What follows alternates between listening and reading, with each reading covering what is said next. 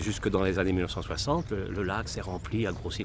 Et depuis, il se réduit et il retrouve à peu près ce qu'il était au début du XXe siècle. L'idée que le lac Tchad pourrait disparaître n'est pas une idée scientifiquement soutenable.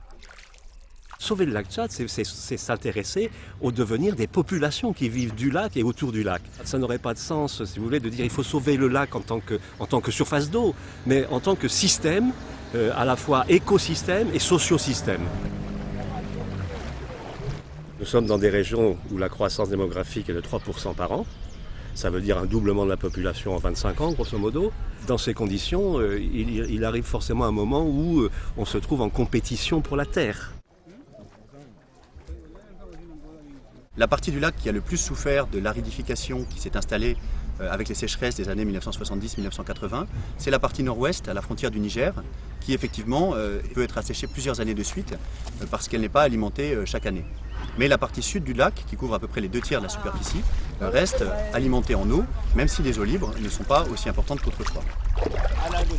Il y a surtout un poisson qui est plus difficile à attraper parce que la réduction du lac a entraîné une végétalisation plus importante encore que par le passé, donc des végétaux aquatiques se sont développés et donc ils rendent plus difficile d'attraper le poisson.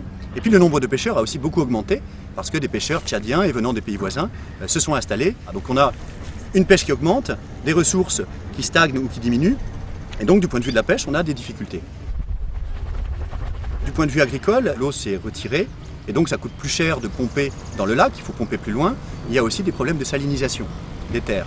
Donc c'est vrai que ça, ce sont des activités humaines qui souffrent de la réduction des eaux du lac.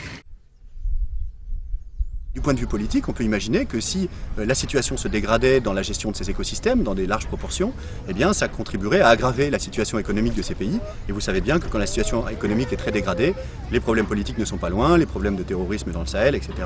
Tout n'est pas directement lié, mais les liens peuvent se créer assez vite en cas de dégradation accélérée de la situation.